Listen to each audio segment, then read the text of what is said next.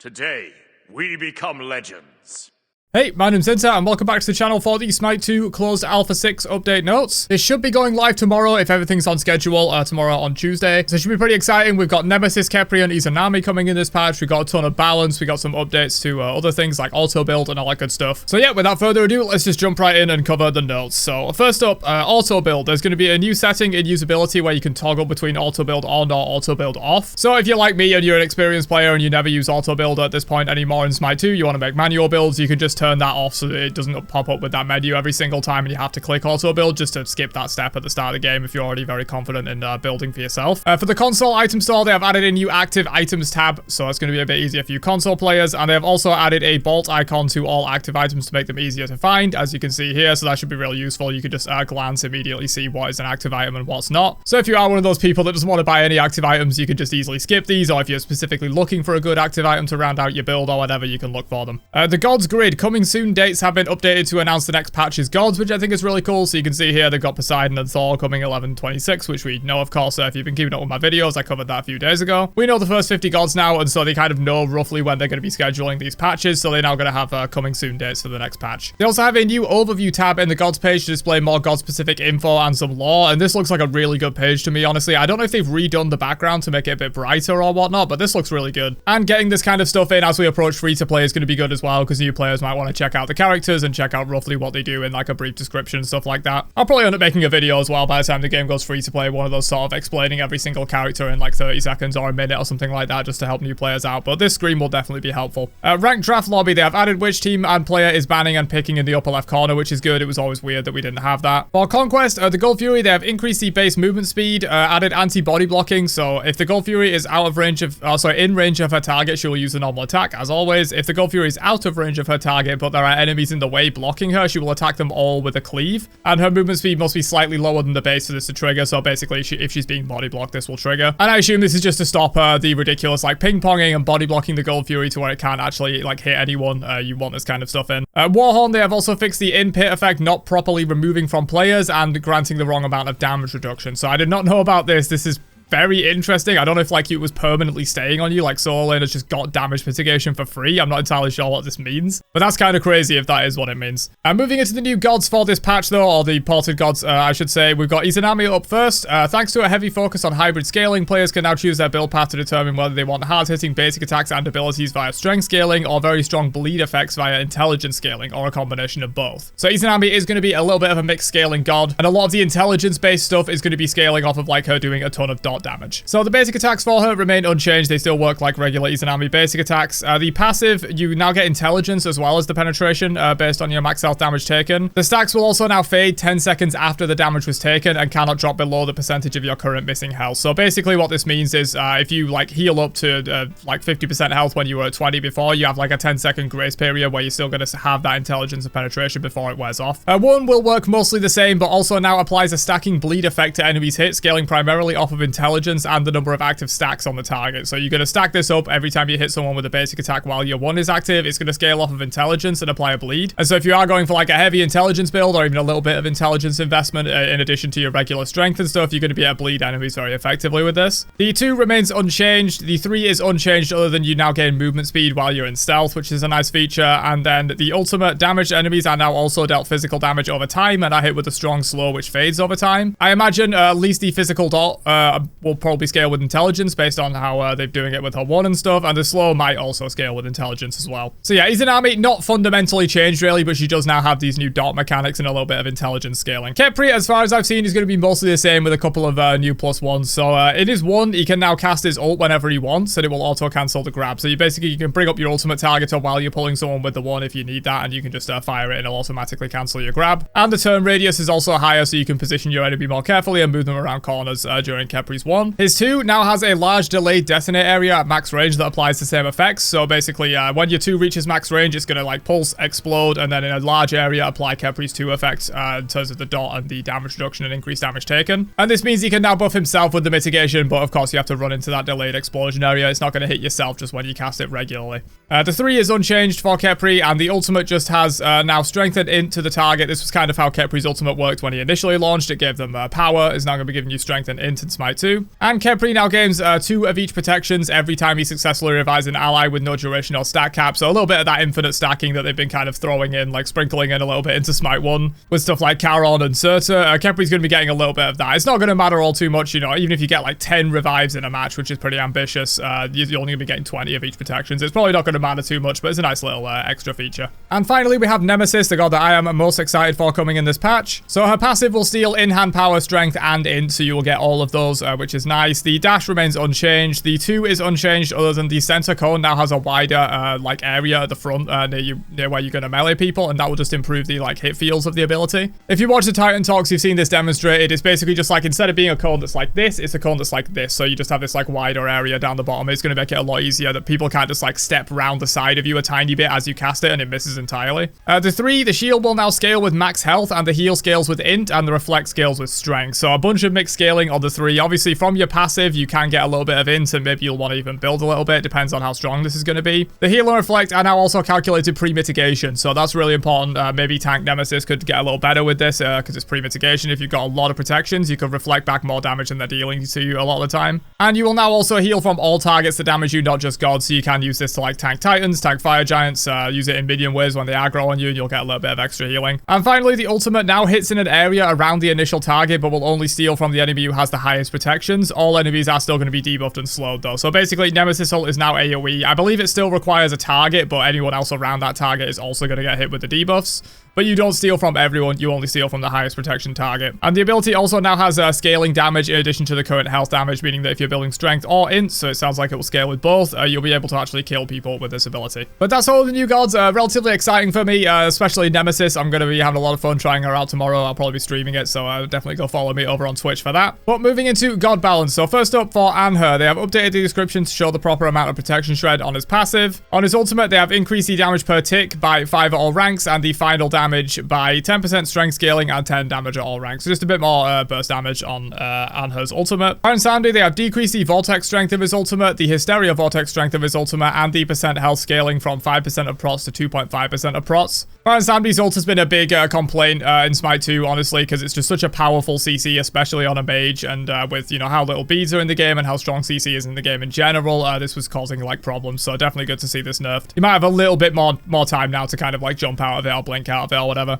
Chak, they have decreased his axe cooldown. Instead of 10 seconds flat, it's now going to be 10 down to 8. Rain Dance, they have increased the heal per tick by 4 at all ranks, so very substantial at rank 1. That's definitely going to be important for his, like, super early laning phase, and then they've also decreased the cooldown by 1 second on that. Danzaburo getting some buffs, rightfully so. He's probably the worst god in the game right now, honestly. They have increased the damage scaling of his 1 from 85 strength 50 int to 90 strength 65 int. Decreased the cooldown of his 3 from 16 seconds flat. It's now 16 scaling down to 14, and his ultimate, they have adjusted the damage scaling from 85 strength 85 int to 100 strength 70 int. So losing some int scaling, but gaining some strength scaling there. And then they've also adjusted the explosion damage scaling from 60 strength 60 int to 50 strength 80 int. So overall gaining damage, but generally the explosion is more int based and the general damage is more strength based on that. Hercules is getting some buffs, interestingly. So Earthbreaker and Driving Strike are going to 13 seconds from 14. These were initially 12. They nerfed them to 14. They're taking them to a middle ground now, which I think is honestly kind of fine. Hercules was overreacted to a little bit, especially now that we've got some other really strong solo laners like Sobek in the game that just kind of deal with him relatively easily. He's not really the main problem anymore. I'm kind of fine with him getting buffed up a little bit. Nuwa, they have decreased the cooldown of her passive from 15 to 12 seconds and increased the damage of Shining Metal by 10% int and the cooldown down by 1 second from 11 to 10.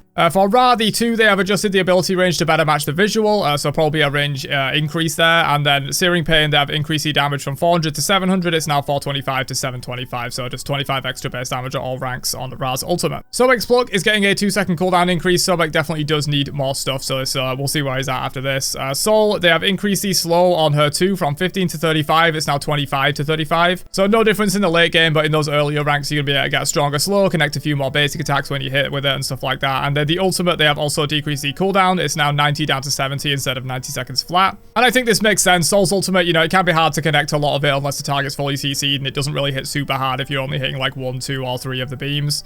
It's not really one of the most powerful ultimates in the game. It's not what you play Soul for, so I'm perfectly fine with that being on less than 90. Thanatos, they have increased the God Kill heal from 15 to 20% of their max health on his passive. They have increased the flat penetration on Scent of Death from 8 up to 20. It's now 8 up to 24, so just a little bit extra in the late game. And then Soul Reap, they have decreased the cooldown from 14. It's now 14 down to 12. Yamoja, there is getting some buffs as well. Moonstrike, they have increased the damage from 30 to 130 plus 15%. It's now going to be 40 to 140 plus 5%. So just 10 base damage and 5% int scaling on Moonstrike, and then they have adjusted the shield health scaling on Mending Waters from 15% int to 5% max health, which I think makes sense. You're not really building a ton of int on your Mojo a lot of the time. The max health will definitely be a lot more valuable in terms of giving big fat shields to your allies. And finally, Zeus is getting a nerf as well. They have decreased the damage on Detonate from 50 to 170 plus 30%. It's now 50 to 150 plus 25%. So 20 base damage off towards the later ranks and 5% int scaling as well. Zeus is probably going to need more than this. He's really after the buffs. Like, people didn't realize how strong he was initially. He got buffed a lot, and now he's debatably the best god in the game. He's kind of like absolutely destroying every level of play. He'll probably need more than this, but this is a good start. Moving into item balance though, Reliquary, there is now 300 gold and 2 mana regen. This is a new tier 1 item. Soul Reliquary, a new tier 2 item, 900 gold, 20 int, 4 mana regen. And Soul Reaver is now going to build off of this Soul Reliquary, and they have increased the mana regen from 4 to 5. Gem of Focus is getting a buff. They have adjusted the recipe and increased the int by 5. Teko Kage is getting a recipe adjustment. Jotun's Revenge is getting a recipe adjustment. Bloodforge, a recipe adjustment as well, and added 15% attack speed to Bloodforge, which is going to be pretty interesting. Make it a little bit more attractive to, you know, maybe Nemesis as she's coming into the game, and maybe Kali when we get her. Maybe even for Hunters, you know, Hunters could maybe pick this up as like an active shield effect instead of like Devos or something like that. Also, apologies if I'm not really giving any detail on the adjusted recipe things. Honestly, it means nothing to me at the moment. I'm not as experienced in Smite 2 to where I can know like what every single tier 1 and tier 2 is named and what they do. Maybe for future patch notes, they could like list out what the actual change, what this change means, you know, what stats are on each of these. Devourer's Gauntlet is getting a buff, which is interesting. They have decreased the cost from 2,500 to 2,350. A few like months ago, Devourer's Gauntlet was literally the most bought item in the game by like double the next most bought, according to data on Smite2.live. So it's interesting to see it buff. Maybe it's fallen off a little bit, but I do see a lot of strength-based ADCs still going this. Junglers don't really buy it anymore at all, which is probably why it's fallen off in pick rate, but interesting to see Devos get a buff. Sunbeam Bow, they have adjusted the recipe, removed the mana, increased the strength by 5, added 25 int, increased the mana regen from 3 to 5, and increased the active damage scaling from 20% to 25% of your basic attacks. Yeah, no one really tried out Sunbeam Bow other than funny Yamoja build, so maybe it'll be worth trying out now. Kinsblade gets 100 gold cost reduction, Dagger of Frenzy 50 gold cost reduction, Demon Blade 150 gold cost reduction, Death Metal 100 gold cost reduction, Musashi's Dual Swords 10 more strength, Hydra's 5 more strength, Transcendence 10 more strength. Heartseeker's passive strength scaling went up from 2% to 3%. Crusher's damage went from 30% of strength to 35%. Avatar's Parachute goes from 60 strength to 75, which is kind of nuts. This item's active effect also got reduced in cooldown fairly recently, so maybe we'll actually see this be picked up a little bit because it was never really bought before, but 75 strength on one item is a lot. Pendulum Blade gets 100 gold cost reduction, Titan's Bane gets 5 more strength, so all of these are basically like just buffing up strength in the game. Basically all of these are just like strength or ADC strength items that are just getting buffed up, so in general your strength-based junglers and ADCs and stuff just gonna be a lot better. And this is likely an artifact of when they removed base strength from all the gods, because generally once they removed that base strength, every strength god in the game got a little bit worse. And they tried to compensate it with direct god buffs, but now they're just saying, okay, you know what, blanket a lot of the popular strength items in the game, we're just going to make them better. Prophetic Cloak, they have decreased the stack cooldown from 8 seconds to 5 seconds. So this is in line with the change they made in one of the bonus balance updates fairly recently, where Prophetic Cloak now requires 20 stacks instead of 15.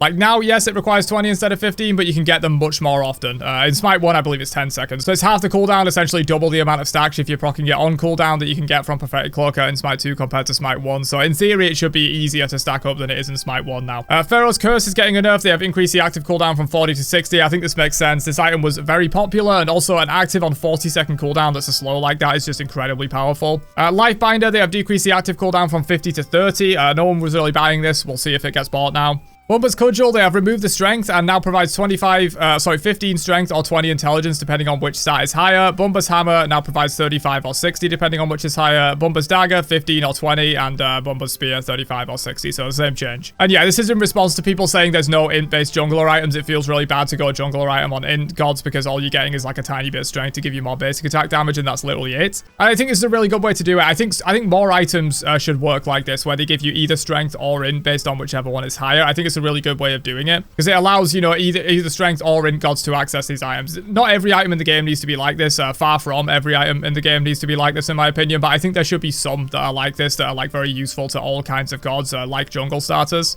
And yeah, I think this is a really smart way of doing it. Instead of just giving them both, because that would be really powerful for mixed scaling, you don't want to do that. So you just say whichever one is high up, you can have that. This is a very common theme from like MMOs and stuff like that. You know, they'll use whichever stat is higher or give you whatever stat is higher. But yeah, that is all the balance. I won't bother going over bug fixes, but as always, the notes will be linked in the description if you're interested in bug fixes and stuff like that. But I don't want this video to be too long. I want to keep you guys updated in a timely fashion. But yeah, that is the closed Alpha 6 update notes. It's going to be super exciting. There's a bunch of good changes here, tons of balance. I'm super excited to play Nemesis. But really, I'm waiting on the Thor and Poseidon patch, dude. Thor and Poseidon's going to be really sick in closed Alpha 7. But yeah, hopefully you guys enjoyed me keeping you posted on this. Let me know your thoughts on the update down below, and I will catch you guys for another one later on. Have a great day, and peace out, you nerds.